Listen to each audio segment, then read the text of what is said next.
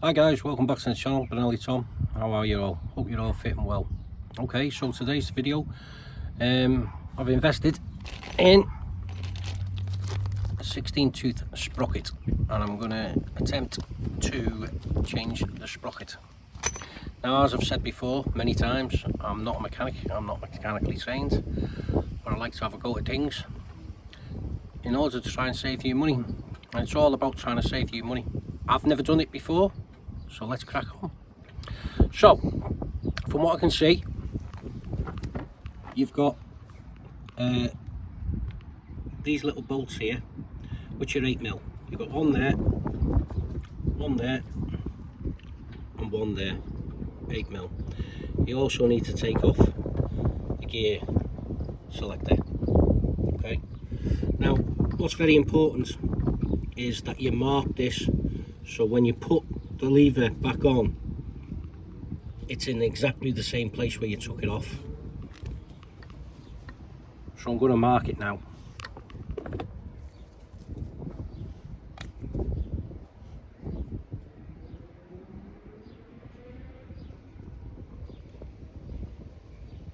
I've actually marked it in two places just to make sure.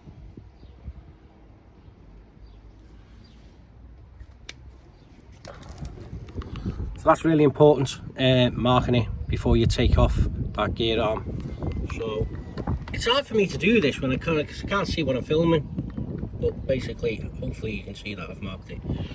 So under here is a 5mm Allen key under here, so we'll take that off first.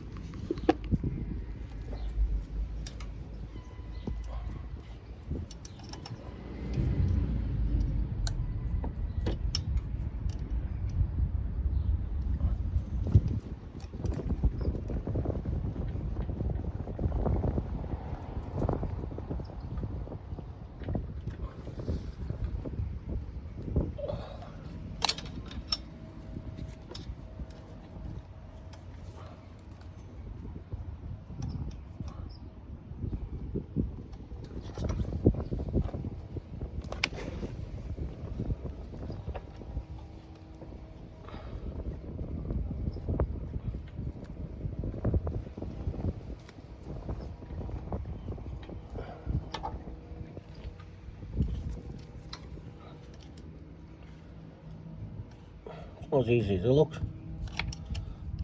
You'd think I'd be able to do this rapidly. It's just getting in the right place. Also, I'm sorry about the wind. I have got a cover on my mic, so I'm hoping that will help. That is super tight.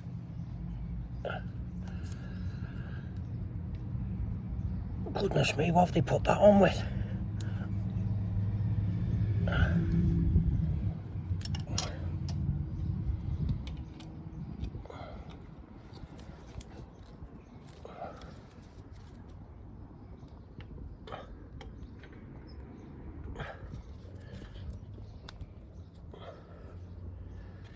Go.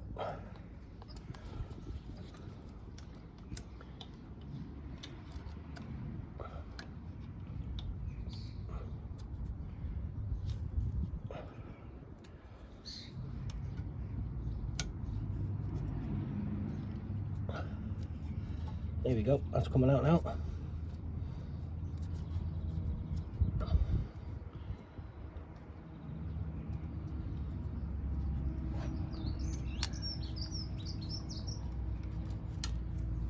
Okay, so that's out now,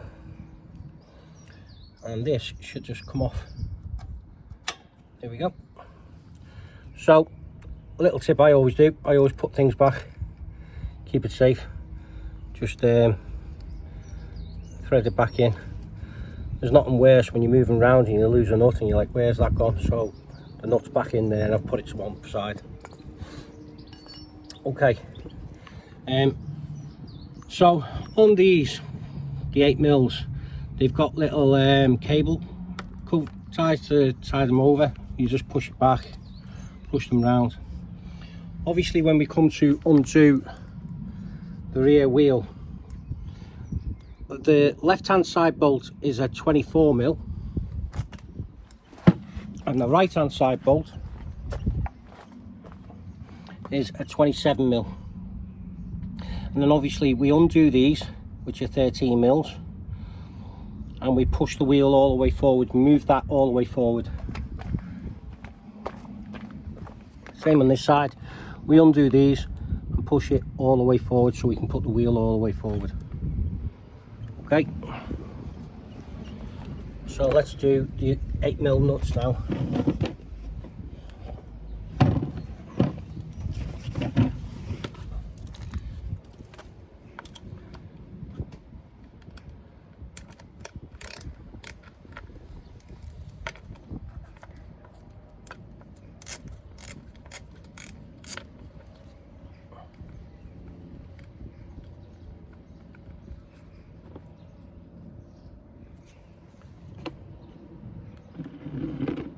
Hopefully you can see this all right.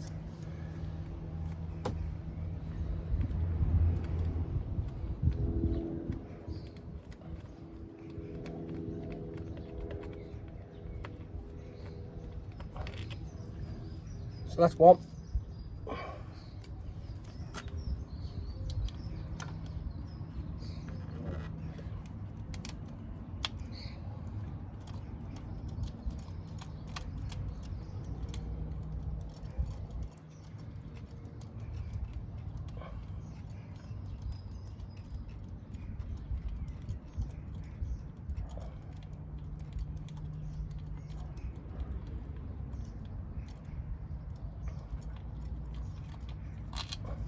That's two. And the last one under here.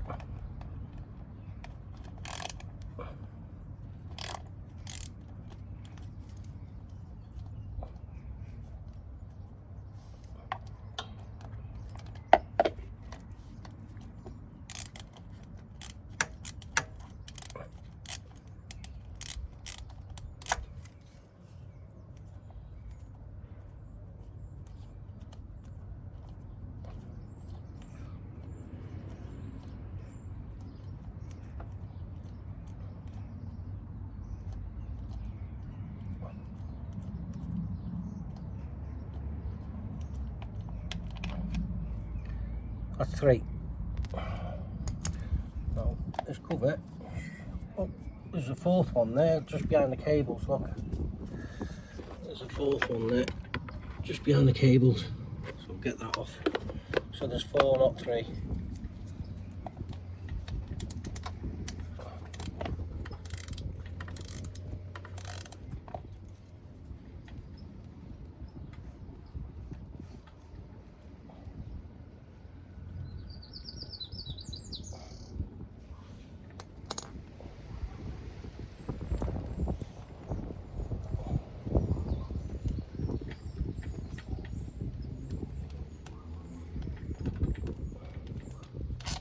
And there's the fourth. Right, hopefully this cover should just come off. Voila. Look at all the gunk in there. So obviously we're going to give that a good clean out. And there is your 15 tooth sprocket. So it's a 15 tooth sprocket that's in there now. And we're upgrading it to, sorry, it's a 14 tooth sprocket and we're upgrading it to a 15 tooth sprocket. Yeah, 14. Okay, so there's little retainer pins here. So we just knock that out there. Same on the other side. We just knock that out there. And then we take this bolt off. But before I do that, I'm going to loosen the rear wheel. So what I'm going to do is come back to all this when I've taken the wheel back and I'm ready to take the sprocket off. Okay. Okay guys, welcome back. So as you can see, I've loosened off both sides here, okay, which has made the wheel loose. And then a 13mm spanner, as you know, and you wind that all the way back on both sides. Once you've done that, you can then push the wheel forward. That makes the chain nice and loose, as you can see. So that's nice and loose. So then we come to the sprocket. Now, a big heads up for you. Obviously, you can see the pin there. I've knocked that back, so it's back there, and the same if I turn it round, same on the other side. And this bolt here is a 32mm, so it's not small by any stretch of the imagination. It's a 32mm. Okay, so make sure you've got a 32mm sprocket to put on. And then once you've loosened it, just turn it round, and there's a pin and a washer. I'll just put my foot on the back wheel, stop it turning.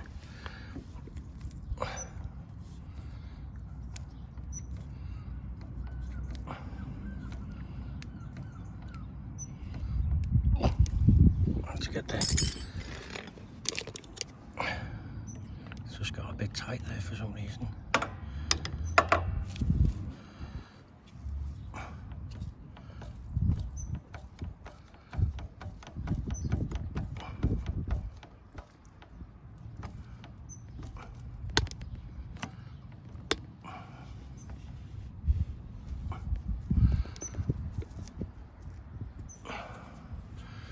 Be alright if I had one of those battery operated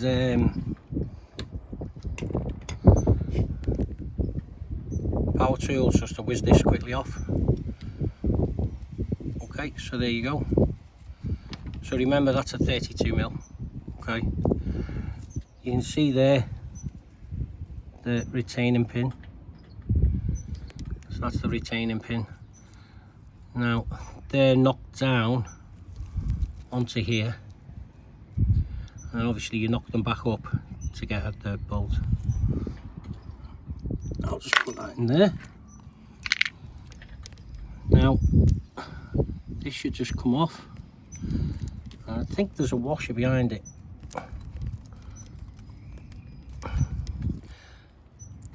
There we go. I'm just going to put my fingers behind it just in case. And like I said, there is a washer behind it. There's the washer. I'm just going to put that down there. And then, obviously, take out the sprocket. And there's his sprocket. This is the original sprocket. So this is a 14-tooth sprocket. And as you can see, there's nothing wrong with it. And the reason why there's nothing wrong with it is because I've only done about 13,500 miles on the bike. So what's the benefit of upgrading from a 14 sprocket to a 15 sprocket? Well, if I just put that down, the 15-tooth sprocket, and again, I'm going to apologise if I'm teaching anybody how to suck eggs. Again, look at all the junk and dirt in there. That all needs a bloody good clean. I'll have to give that a good clean. The benefit of this is when you're riding on the motorways or highways, as the Americans like to say, the revs are quite high, you know, anywhere over 6,000 revs on a 14-tooth sprocket. On a 15-tooth sprocket, it brings the revs down quite a bit, and if it's bringing the revs down, it means you're going to have better fuel consumption. So it's a lot better for higher speeds. So that's the benefit of having upgrading the sprocket to a 15-tooth sprocket. So I'm going to get all this sorted. I'm going to get it all put back. I'm going to reverse everything I've just shown you after a good clean, and I'll come back to you and I'll show you what's what. Okay, bye for now. Hi guys, welcome back. So as you can see, I've now got the 15-tooth sprocket on. When you noticed that when I was taking this off, towards the end it was quite tight, and the reason was there was a bit of rust in there. So while it was all off, I swear by this stuff, CF50, ACF50 should I say, it's brilliant stuff. It actually helps to prevent rust. So just put a little bit on the nut and a little bit on the bridge there, just to help prevent any rust in the future. So once the tooth's on, I've tightened up the nut, and you have to do it exceptionally tight, and then the pin I've knocked down on both sides. Okay, so the pin's knocked down on both sides, so I'll just spin it round so you can see. You see there, the pin's knocked down on both sides. Okay, it's always a good opportunity to give your chain a good clean at this point, while it's all nice and loose and everything. So personally, what I use, chain cleaner, Motul. This is chain cleaner, this is C1, so that's the chain cleaner. So I give it a good brush, a good wipe down, and that's all clean now. Okay, and then when you notice, when you pick your bike up from the shop, the chain lube that they use, it's generally white, and that's the same stuff that they use, and they use this, and it's the C4. So when I spray it on here now, you'll see.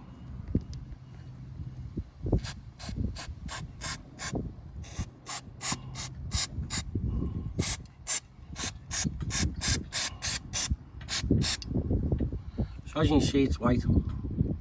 So this is a good opportunity just to oil the chain here, because then it doesn't go anywhere near the back wheel.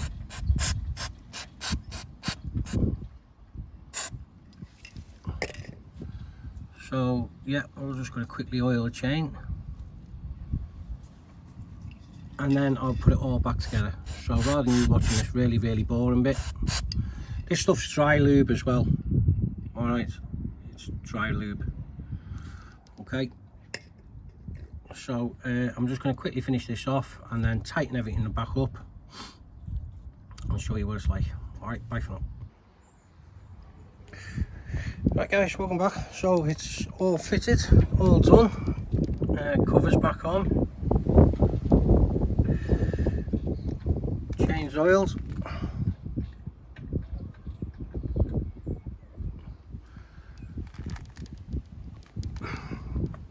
teeth back on. I haven't got any of the fancy kits. That's not to say I'd use the fancy kit to make sure it's all aligned. I would, but I just used a good old-fashioned tape measure, measured from there to there, and make sure it was equal on both sides to get the center. So that's how I got the center, and yeah, it's fine.